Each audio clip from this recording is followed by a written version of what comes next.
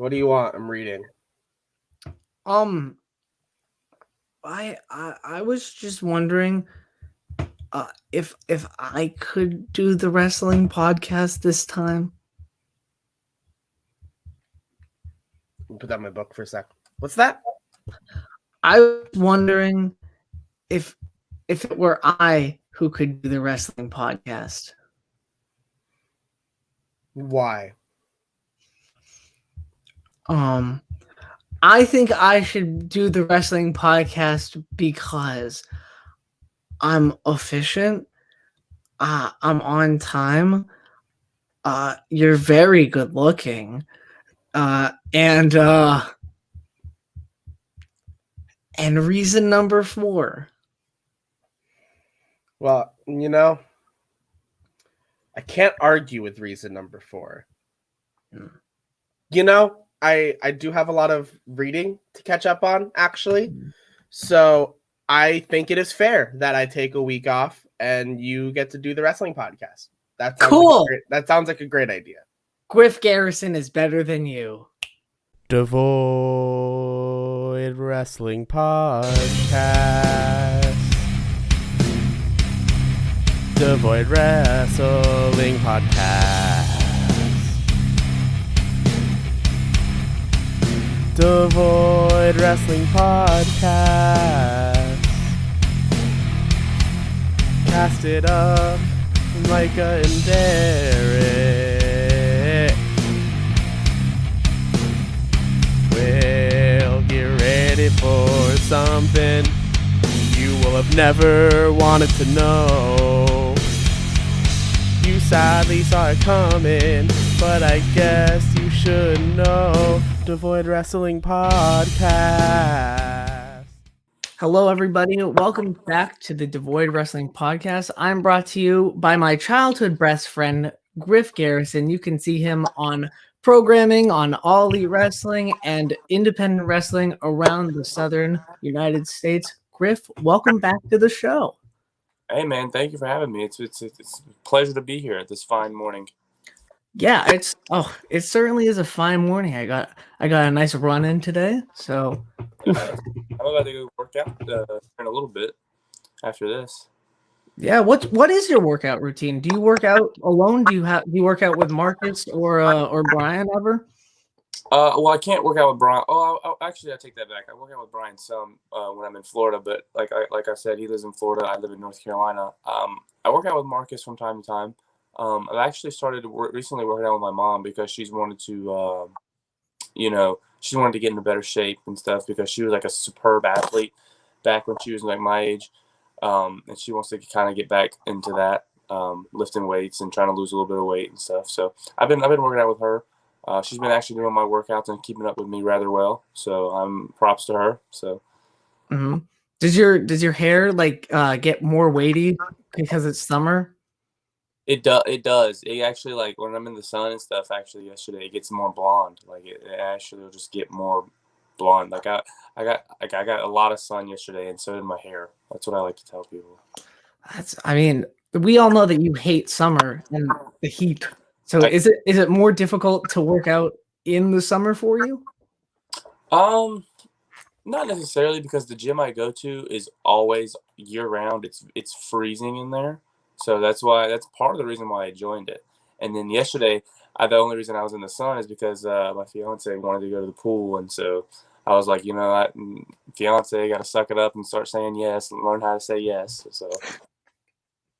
All right, awesome. So since we've last spoken, you've competed against the likes of Kenny Omega and the Good Brothers and the Young Bucks. How has working with the top stars of a company like All Elite Wrestling and arguably in all of wrestling heightened and helped your career? Well, it's just those guys are like, they've perfected the craft, and it's just, you can tell because like getting in the ring with guys like, Kenny and the Young Bucks and even FTR, for example, like those guys are just so good, and you learn so much just from being in there. And it's just like, I'm like a visual learner as well as like a hands-on learner. And so like that's perfect for when it comes to wrestling, because like I can watch somebody do something the right way and then I can kind of pick up on it a little quicker. And when I'm doing hands-on stuff like wrestling and stuff, like I can tell like the way they move, the way they sell, the way they do their offense, the way they do everything. Like I can pick up on that and I can kind of like incorporate it into like my own way of wrestling. And it just comes naturally to me. So like working with those guys that are much better than me, I enjoy so much more just because I learn so much quicker, and they're just so good. And the matches I know will always be good. Yeah, I mean the match against the Young Bucks that recently happened for the AW World Tag Team Championship, I mean, was amazing. Interference, be damned. It Yeah, was a good match. Did they tell you that they had like 10 bottles of spray or whatever? I only thought they had like 2, but I mean, I'm pretty sure I've seen them walking around with a lot more than 2 recently. So I would be surprised if they had like 10 or 12. Well, speaking of recent additions, you recently added a new member, Julia Hart, to the group. How did that come about, and what is it like having Julia a part of the Varsity Blondes now? She's great. She's still very young in her career, like, and not just like me, but she's a lot more, just getting started and stuff. Like I think she's not even been wrestling for like a year or 2, maybe if that, you know. But I think she's come along great, and I think she fits the role perfectly of the third blonde. Like I think it just kind of flowed naturally. Like Brian had the idea when he first saw her, like, hey, like why don't we get her? And like he kind of pitched the idea to management, and they were like, yeah, like let's try it out, let's test it, let's see how it is. And that was like we literally saw her. Her first loop in Jacksonville was the same loop that we got our jackets. And so I'm pretty sure the first time we came out with our jackets was the first time we came out with her, and we got a lot of compliments from the boys in the back, and like the fans. They were like, wow, like she fits so well. It's like the jackets and her and y'all are coming together. Y'all look so good. Y'all look like a really good tag team. And so yeah, like Julie, I just want to say thank you, because like you've really signified, yeah, that's what I'm trying to say, signified us as like as a formidable team, and it's brought us closer together, and she just fits the bill perfectly for what we needed. You've also wrestled against Chris Jericho and MJF and the entire Inner Circle back in December. Previously on the show, you talked about how MJF really helped you when you had your match and segment against him back in last July. Did you learn anything from Le Champion or MJF in either of the 2 matches you had against him? Yes. So obviously wrestling, like I said, wrestling with guys that are better than you, you obviously learn something. And wrestling with MJF, yeah, he just always has tweaks, you know. He always knows how to make matches that much better. And obviously Chris Jericho, he's the GOAT. So being able to work with him, and twice actually in that 12-man and the tag team match earlier this year, he just after the match, he was just really, he wasn't negative, but he was like, it was critiques that could have made like my offense look better, or Brian's selling look better, or just little minor stuff, you know. And then it's just like once he says that stuff, it's just like it makes so much sense, like how he describes stuff and how he talks about wrestling. It makes so much sense, because like when I first started, it was really hard to pick up on some different things, like but just like having those guys, like the pros, the masters of the game, be able to like, talk to you and explain like how things should work, it really clicks for me. So like being able, like I said, being able to get in with those guys, that's why I feel like I've progressed so much in a year, because being able to work with guys that have much more talent than me, it's just I grow so exponentially. So Yeah, which is wild because MJF is like our age. He's like 2 or 3 years older than us. Because I know that we're both like 22, 23 years old. yeah, I'm 23 in March. Yeah, so, and which is like insane that MJF is like where he is at 25. Yeah, he's very good, and he's only going to get better, and he's progressing at a wild rate. Who in the world of AEW or in the world of wrestling would you like to wrestle who you have yet to compete against? I actually, so kind of a little bit of a backstory. I did the questions on my Instagram a few days ago with my fiance because we were traveling. We were going out of town for a day, and someone asked me this, and I put American Nightmare Cody. Like I tagged him and everything, and then he replied on his story, and he said, "I'm down. Like I'm game. Like Oh, so if I could wrestle anybody." I've wrestled literally everybody I wanted to in AEW. Well, not everybody. There's a few more names, but Cody's definitely at the top of that list. So, that Cody, if you're listening, let's go, man. Book the match. we all know how much I love Cody. That'd be a killer match. We all know how much I love Cody too. He's very good as well. Yeah. Speaking of which, how is it? I don't think we asked you this last time. How is it working? Like AW, like run by Tony Khan, but executive vice presidents Cody, Kenny, the Young Bucks. How is it working for wrestlers? Like, do what they say kind of like translate to like how they work? I love working for wrestling. Like it's just like working for any other boss, just because they're so good at wrestling, but at the same time they're really good at their management roles, at their EVP roles. They know what they're talking about. They know how to run a show. They know how to build stars. They know how to get people over. So it's like, yeah, these guys haven't been doing like the EVP management role for a long time, but they've already picked up on it and they're already really freaking good at it. Like just as good as like wrestlers. Like people don't see that kind of like, but it's behind the scenes. Like they're always working. They're always working their ass off. Like I see it all the time. But no, like and they're just gonna get better. Like the company's just gonna keep growing. Mm-hmm. Have you ever had that conversation about Griff Garrison is all elite? I mean, there's been some talks. Yeah, I don't want to give away anything right now, but Mm-hmm. you know, we could see it. You know, and maybe in the coming days. Who knows? Maybe. A little exclusive here. Maybe not. I don't know. It's okay. We shall see. It's all good. We always crack exclusives. Well, speaking of the boss, man, what's your relationship with Tony Khan like now comparatively to the last time we talked? So the last time we talked, which it was at least six months ago, right? Oh, yeah. I think the last time we talked was around the Thanksgiving area. Oh yeah. So okay. So, I was still only been in AEW for about 5-6 months at the time. So I'm a lot closer with Tony, I think, that I was back then, because I was just nervous to talk to him, because I mean it's Tony Khan, like he's like the guy, you know.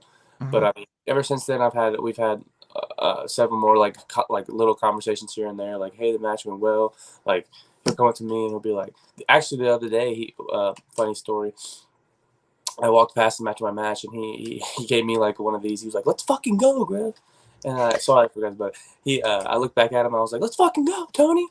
So I mean, he's always energetic, and I don't know where he gets it from, because I hear stories that he gets like 3 or 4 hours of sleep every night, but he's always just on the go, and he's always energetic, and he's always friendly, and he's always just happy to be there, you know. So he's just a great guy. So I'm definitely closer with him now than I was when we last spoke. Mm-hmm. It's like more easy. So it's more of a working relationship than it was before. Oh yeah, for sure. Cool. Do you think you're gonna have a feud with Trevor Lawrence over hair? I mean, I don't. Here's the thing. I don't think we can have a feud when everybody knows my hair is better than Trevor Lawrence's. So like that's all I'm gonna say about that. So Okay. Just because that's kind of like my heel moment of the day. I'll be right. Of the day. I think you deserve. Everybody deserves a heel moment of the day. Yeah, I don't think there's nothing wrong with that. Get it out early in the morning. So you regularly appear on Being the Elite, Sammy's vlog, and recently on the Kip and Sammy show. Do you think we're ever gonna get like a Varsity Blonde podcast or vlog or some sort of like internet show starring Griff Garrison? We have actually. We have a Julia, Brian, and myself actually have a group chat for iMessenger and stuff, and we've actually discussed possibly doing like a little podcast or vlog, but it's just so hard because like I'm in North Carolina, Julia's in I think Georgia, somewhere in Atlanta, and Brian's in Jacksonville. And so it would just be hard. Like we could only do it when we're down there together, and when we're down there, it's just we're constantly like, wrestling at the shows and stuff. So it'd be hard to do like a sit down podcast. We might could do a vlog or something, but we've definitely talked about it. I mean, it's definitely a conversation that we should have more often, I think. I just see you guys having fun on there. Like Oh. it just seems like you guys are just always cracking each other up and always breaking when you're not meaning to break. Yeah, we do. That's us. And like I said, adding Julia to it, she's actually, I don't meet a lot of funny girls, but she's one. She's one. She's actually really funny, and Brian's just naturally funny. Like he doesn't mean to be funny, but he is. And so it's just like we always just are laughing and we're hanging out together and stuff. It's fun. It's a fun time. I mean, that's sounds like a fun time. It just looks like a fun time. I'm so jealous. It just looks like a fun time. It like is. the being the elite championship, the PT championship. It just looks like fun competing for that, even though it's like a internet joke title. Not that it's a joke, but it's an internet fun title. Yeah. It's just you guys are just like having fun while you're just trying not to kill each other. Yeah, for real. It's calm in between the chaos, I guess. So you are currently the Southern Fried Championship Wrestling heavyweight champion and a part of the #1 ranked team in All Elite Wrestling. As your career continues, do you see yourself more as a singles competitor, a tag team wrestler, or do you think you can comfortably do both? Going forward, obviously, to be like, I want to be the best I can, and I think that requires being able to do having really good tag matches as well as really good singles matches. Me and Brian kind of joked about this the other day because we were just talking about me wrestling at Southern Fried and stuff, like one-on-one, because I'm the heavyweight champ there. It's just like, well, brother, I don't know how, like I forgot how to work a singles match. Like we've just been doing tag matches like for the last God knows how long. And so I was like, yeah, I mean, you're right, kind of. So I feel like I'm definitely more comfortable in the tag team matches right now than I am to singles matches, just because I haven't had much practice with it. Because, I mean, literally every week me and Brian are wrestling tag team matches once or twice. So, I mean, it's just like I'm a fan. I'm a big fan of tag team wrestling. I actually like it more than singles wrestling. But I think there is magic in both. So being able to work both styles will just only advance your career and get your name out there more. So, but yeah. Right. So this is a fun question, okay? Would you ever consider teaming with Private Party and coming out to Red Solo Cup by Toby Keith as entrance music? That would be funny. I mean, I wouldn't be opposed to it. I think that would be pretty funny. Red Solo Cup. I feel you. Yeah, that'd be funny. Yeah, I just think that'd be. I just thought of that last night while I was working. I just think that would be like a hoot. That would be funny. That would be really funny, actually. So going to a more serious note, clearly Mr. Brodie Lee was a very influential figure in AEW in his short time in the company. Did you personally learn anything from him during your stints with him on Being the Elite? So everything with Brodie was when I first got there. So I was this like nervous little kid when I first got there. So being able to like hang out and do those skits with him was a lot of fun. I learned like try your best not to laugh when he's around, and I was like, and like all the Dark Order guys, they came up to me and was like, just don't laugh, just don't break, just sit there and don't do anything in the chair when he spun me around. I was like, I mean, okay, yeah, I got this, like whatever. I could not laugh, and then I'm just, like, if you watch the clip back, I'm like really trying hard not to laugh, like really, really trying, and so is everybody else. But I mean, I just learned that like wrestling wise, I mean, I didn't really get a chance to talk to him that much about that stuff, but just on a personal level, like he was a great guy. He was very, very funny. Everybody loved him. That promo he did about Cody's tattoo and when he was wrestling Cody for the TNT title was just spot on. It was brilliant. Other than that, unfortunately I didn't get to learn anything from a wrestling standpoint. But I just got to hang out with him. I was fortunate enough to hang out with him, and do BTE stuff, and just learn that he was a great guy and a really, really funny one at that too. Yeah. Yeah. So if you have time, we have another game for you, which is way more easy than the last game that you played. Yeah. I remember that last game. Yeah, that wasn't very good. This is, of course, The Price is Wack. So we have found I have found 3 items. Maybe one of them is Griff Garrison related on eBay.com, and you're just gonna have to guess what the price is. Oh, okay. I like this. So the first item is AEW Brian Pillman Jr. and Griff Garrison, the Varsity Blondes Canvases Wrestling. So it's oil paintings of yourself and your tag team partner, Brian Pillman Jr. Brian looks like he has red hair. You unfortunately do not get the chair that they're sitting on. So you said that's a. Can I see that one more time? Yeah. So that's just. It looks like it's an oil painting. So but you get both of them. Am I saying the price for both of them combined, or just one apiece? I'm pretty sure it's the price for both of them. Okay, I'm saying it's $40. $40. Well, you can find AEW Brian Pillman Jr. and Griff Garrison, the Varsity Blondes Canvases Wrestling, for $22.60. Oh wow! No, those are pretty good paintings. Though I would charge a little more. You should up that price. That's what I'm saying. That's not. Yeah, like the person that painted that did a good job. Don't undersell yourself. I think that might be maybe that's the bidding price, like the starting bidding price, but nobody's bid on it. Oh well, yeah, I'm raise that to $40 right now.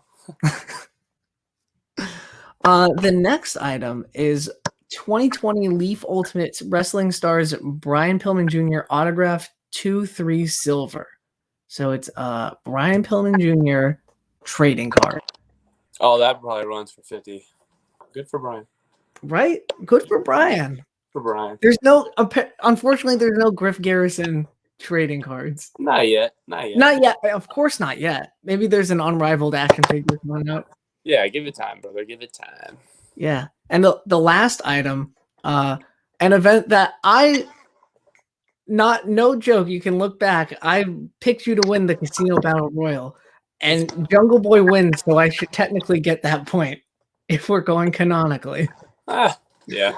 It is a AEW Double or Nothing 2021 signed autographed event Turnbuckle 12 made.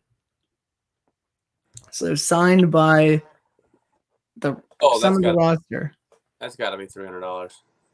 $300? Well, you can find it for $3,500. Oh, that's wow. I lowballed that. Jesus Christ. Yeah, I thought you were immediately going to say $3,000, and I was like, that's pretty close. Wow. Yeah. God, that's crazy. I should have said way more than that. You should have said way more than that. Did you sign any of those turnbuckles? Yeah, all of them, yeah. You signed all of them? I did. Whoa, so that means that you can get a piece of history. Exactly. $3,500. Man. Yeah, they were going all over the place. They were really going for it on eBay. Yeah, I can tell. Good Lord. Yeah. So I got 2 or 3 more questions for you. One, this is my dog, Griffin. I like it. I love dogs. So I know you love dogs. You have 2 dogs, 3 dogs? I have 2 dogs. Yes. 2 dogs. What are their names? What are their breeds? Baxter, he's an old man. He's a beagle, and I have a plot hound named Ellie Mae. And people always ask me what a plot hound is. If you just look up like the Tennessee Volunteer dog, it's like a mascot. That's what she looks like. Okay. What is your problem with coffee? It's disgusting. I have to like drink it on my new meal plan. I don't know why. The guy that wrote it, I don't know if it's just like to get sugar, to get caffeine for the day, to make myself more energized. I don't know what it is, but it's just as soon as it touches my tongue, like I want to vomit. Like drinking it yesterday, it was only like half of a cup too, And drinking it yesterday, let me tell you, I gagged like 6 or 7 times. It was horrendous. That is wild. And who the fuck is Griff Garrison? I really don't know. At this point, he's a varsity blonde. I know that. Other than that, man, I don't really even know. That's true. I mean, canonically, you are now you were the tallest person to have been on the show. So. Oh wow, sweet. Yeah, Yeah, you're like 6'3", 6'4". 6'4", yeah. Boom, tallest person who's ever been on the show. Without a doubt. You can add that to the Griff Garrison resume. All right. Well, thank you so much, Griff, for coming. You can follow Griff at Griff Garrison 1 on Twitter and at Griff Garrison on Instagram, and watch him every week on either AW Dark Elevation, AW Dark, or AW Dynamite, teaming with Brian Pillman Jr., pairing with Julia Hart. Griff, you got anything else to say? I'm good, brother. If you are, thank you for having me. Good. Thank you so much. I've been me, you've been you, and we're out of here. See you guys. Yeah. All right. And Griff. All right, Griff. So, are you pro or anti Pink World Order? I'm Pink World Order. Even Griff Garrison is Pink World Order.